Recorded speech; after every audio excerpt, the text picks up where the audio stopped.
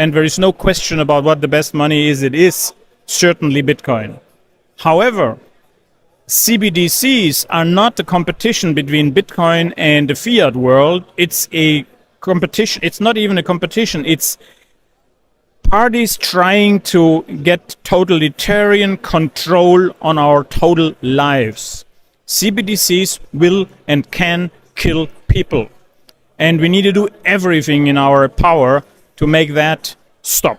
So you're one of the top FAT busters in Germany, I would say. And you're fighting against FAT from media, but also against like all the CBDC thing, what is going on. Can you just explain the audience why is it important to tell people about CBDC and the dangerous things about CBDC? Yeah, so CBDCs, commonly known as central bank digital money, is a money which is not like the money we use in everyday life created by banks, but created by the central bank. In Europe would be the European Central Bank. And that means today I go to my bank, like the Volks- und Raiffeisenbank Ingolstadt, and I get a loan. The bank is creating that money for me. And they are my partners. I can deal with them. And they can stop my account. They can cancel my account. So I'm a little bit under their control. However, I'm totally free to go to the next bank, and I can have like 5 banks or 10 banks or 50 banks or 100 banks. So it's basically not possible for one of the banks to cut me off from my commercial and economic activity. However, if we have central bank digital money, then I have one source providing the money, the funds, and one source who can stop providing it and can cancel my accounts. And that would be the European Central Bank.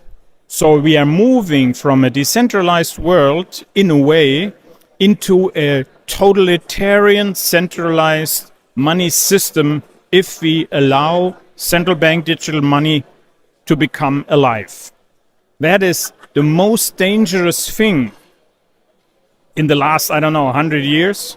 And I compare it, basically, it's the very much same thing than Zyklon B. That was the gas Hitler used to kill 6 million people just alone in Europe. And it's the same danger. We need to be very careful that we do everything in our power that central bank digital money never ever exists.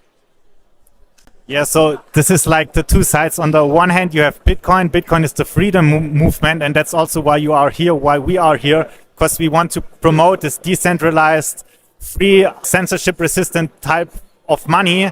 And so Bitcoin is almost like on the other side of the spectrum. And then you have CBDC, which is almost the opposite.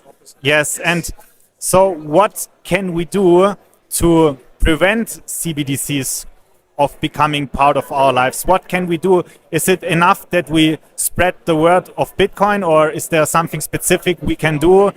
Maybe go to protests, raise awareness. I also heard you are writing a book about CBDCs. What are the things we can do to prevent this nightmare?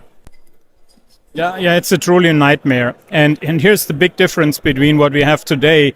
The fiat system, so the money created by banks in a kind of decentralized way, that is the reason why we have inflation and why we have all this wars and things like that. That is because we have a fiat system. And we can fight against a fiat system with an alternative, which is Bitcoin. And as of Gresham's law, the best money will survive. And there is no question about what the best money is. It is certainly Bitcoin. However, CBDCs are not a competition between Bitcoin and the fiat world. It's a competition. It's not even a competition. It's parties trying to get totalitarian control on our total lives. CBDCs will and can kill people. And we need to do everything in our power to make that stop. And it's already underway. It's already planned. There are plans how to do it, and they will do it. And we must go and talk to everybody right now, especially to our banks. We need to talk to our bankers and tell them that if CBDCs come, they will be, well, let me say it, they will be because at the end of the day, they are losing everything they have, and we lose everything we have. So we need to have the banks fighting against the central bank, against CBDCs. That is the most best leverage.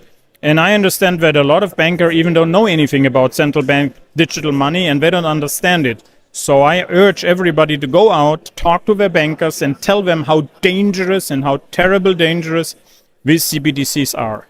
We must stop it.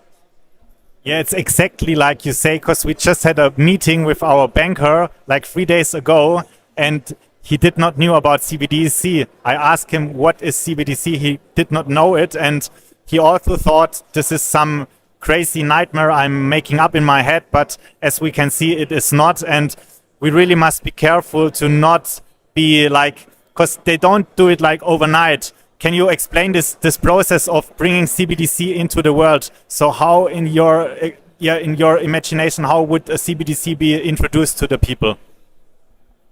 Well, it's already introduced. There's already plans and there are already models. And I think at the end of this year or in autumn this year, they talk about how they roll it out. So it's not a question if, it's a question when and how. And the way how they do it is by already preparing the stage. I just listened to a talk a few days ago on internet from Lagarde. She said, we need CBDCs because we are depending on the payment rails of the United States, like PayPal, like credit cards. It's all US business. And here's the almost Orwellian, devilish twist she put at it. She said, we now have experienced what happened if we rely on somebody outside, in that case Putin, who can switch off energy, so we suffer all.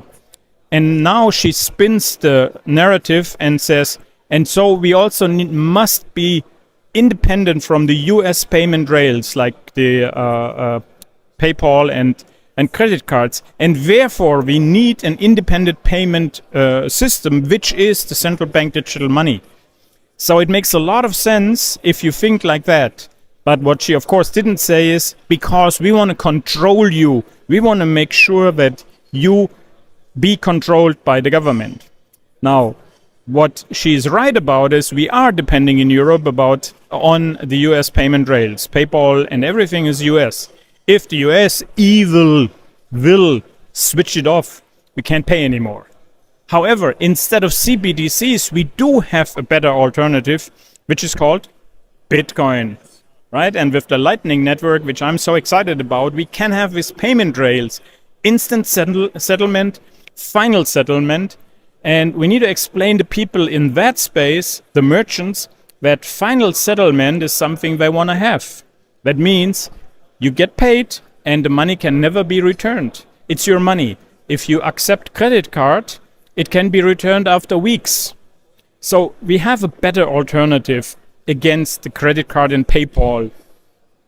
But it's not CBDCs, it's Bitcoin. Thank you, Martin. This was a great finish to our interview. And to sum it up, CBDCs probably is not the best way for our personal freedom. We might rather use Bitcoin, and that's also why we are here. So spread the word for Bitcoin, go to meetups, use Bitcoin, not just listen to the podcast, also use it. And there we go.